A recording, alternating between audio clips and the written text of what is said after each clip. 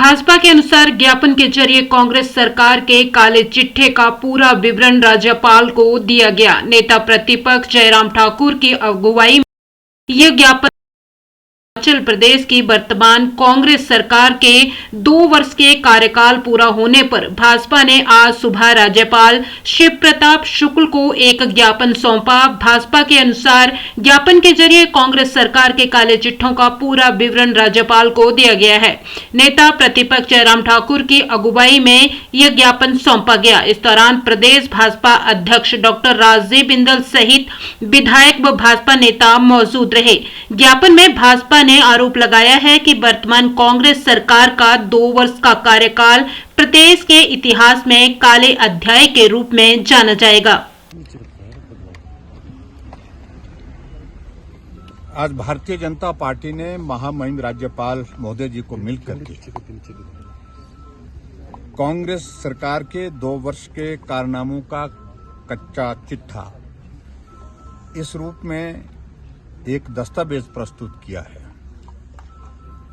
और जिसमें जो भ्रष्टाचार से संबंधित जो आरोप हैं और उसके अलावा जो हिमाचल प्रदेश में जन विरोधी फैसले उनने लिए हैं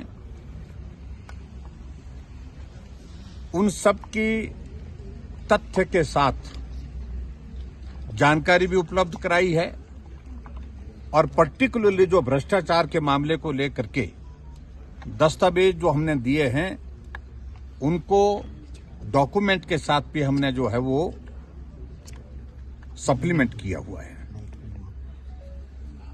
सबसे बड़ी बात है कि हिमाचल प्रदेश में 2 साल की कार्यकाल की सरकार कांग्रेस पार्टी की जो चली, जिस प्रकार से भ्रष्टाचार को हिमाचल प्रदेश में संरक्षण दिया गया, आज तक के इतिहास में मुझे लगता है कि किसी सरकार में 2 साल के कार्यकाल में ऐसी स्थिति नहीं बनी। और अगर संरक्षण की अगर भ्रष्टाचार की अगर बात कहते हैं तो सबसे बड़ी बात यह है कि वो संरक्षण मुख्यमंत्री के कार्यालय से ही मिल रहा है। आपने देखा कि एक पत्र वायरल हुआ था एक हाइड्रो प्रोजेक्ट के सिलसिले में और जिसमें 25 करोड़ रुपए के घोटाले की बात जो है वो जाहिर की गई थी और उन सारी बातों को जब लोगों के अलावा बाकी जो ऑफिशियल स्तर पर जो जानकारियां प्राप्त करने की जो कोशिशें हुई और उसमें ये मालूम पड़ता है कि वो आरोप तथ्यहीन नहीं है, वो तथ्य पर हैं और उसके बावजूद भी हिमाचल प्रदेश सरकार ने उसमें कोई कार्रवाई नहीं की। एचपीपीसीएल के माध्यम से जिस प्रकार से उस प्रोजेक्ट के खर्चे को लेकर के वहां उस कंपनी को लाभ पहुंचाने की कोशिश की गई, जहां उसको जुर्माना लगना चाहिए थे 162 करोड़ रुपए और जुर्माना तो दूर की बात, तो उल्टा जो है वो 1765 दिनों की जो उसमें जो है वो काम करने के लिए उसकी अवधि बढ़ा दी गई।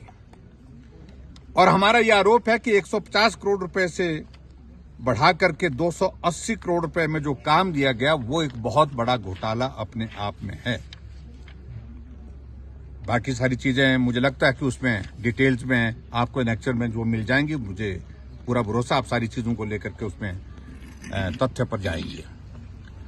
और दूसरी बात, जिस बात को लेकर के हिमाचल प्रदेश की सरकार बहुत बड़ी बात कह रही है कि हमने रेवेन्यू जनरेट किया, और मैं कह सकता हूं कि जो शराब की जो लिकर पॉलिसी जो हिमाचल प्रदेश सरकार ने बनाई, उस पॉलिसी में बहुत बड़ा घपला है। उस पॉलिसी के माध्यम से बड़े बड़े यूनिट्स को लाभ देने के लिए प्रयत्न किए गए, प्रयास किए गए और कांग्रेस पार्टी के बड़े वरिष्ठ लोग जो है शराब माफियों के साथ मिल करके सारे उस पॉलिसी के माध्यम से भी बहुत बड़ा घोटाला किए हुए हैं। और उसके अलावा अभी तक भी शराब माफिया के ऊपर जो लगाम लगाने की आवश्यकता थी उसको लगाने में पूरी तरह से विफल हुए हैं, ये भी हमारा आरोप है। और विशेष तौर से मैं बिलासपुर की अगर मैं जिक्र करूंगा, आपको डॉक्यूमेंट के साथ उसकी डिटेल मिल जाएगी। रात के अंधेरे में ब्रिड्ज उसमें डाली गई, ये भी एक जांच का विषय बनता है। और उसके अलावा जो भूमाफिया के संदर्भ में मैं ये जरूर कहना चाहूंगा, कांग्रेस पार्टी के एक बड़े नेता के नजदीकी आदमी जो आज सरकार में हैं, मुख्यमंत्री हैं, अजय कुमार,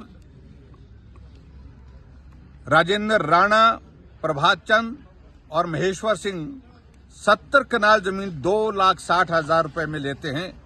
और उसके बाद वहां के तहसीलदार अनिल मनकोटिया, जो आज मुख्यमंत्री के ओएसडी हैं, अर्थात जो संरक्षण उनको सारा चीज को दे करके दे रहे हैं, दिसंबर 2023 में मुख्यमंत्री जी ने 70 कनाल जमीन तीनों चेहतों से हिमाचल प्रदेश पथ परिवहन निगम के लिए जो है 6,72,61,266 रुपए, यानी कि 400 गुना ज्यादा दाम के हिसाब से उसको खरीदा गया।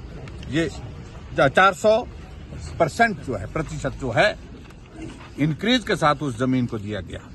ये सीधा सीधा भ्रष्टाचार को संरक्षण देने वाली बात है। और मैं कह सकता हूं ये मुख्यमंत्री कार्यालय के बिना ये संभव नहीं था। और उसी तरह से मैं आगे बढ़कर के मैं बात कहूं, हिमाचल प्रदेश में खनन माफिया की अगर बात कहें, मुझे सिर्फ इतना ही कहना है कि जब हिमाचल प्रदेश में त्रासदी आई तो पूरे हिमाचल प्रदेश के क्रशर बंद कर दिए गए, लेकिन एक क्रशर चलता रहा।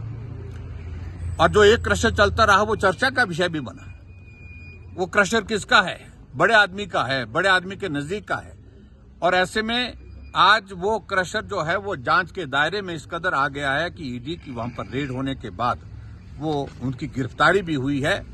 और ये भी जानना चाहता, पूरा हिमाचल जानना चाहता है कि आप जश्न तो मना रहे हैं 2 साल के कार्यकाल का, लेकिन भ्रष्टाचार करने वाले जो व्यक्ति हैं वो बड़े नेता की गाड़ी में बैठ करके घूमते हैं, बड़े नेताओं के साथ मिल करके जो है वो सारे कार्यक्रमों का हिस्सा बनते हैं। तो इसलिए ये भी एक बहुत गंभीर आरोप है। और इस बात को लेकर के भी हम अपनी बात आज महामहिम राज्यपाल महोदय जी के समक्ष कहे हैं। दूसरी बात मैं ये भी कहना चाहता हूं,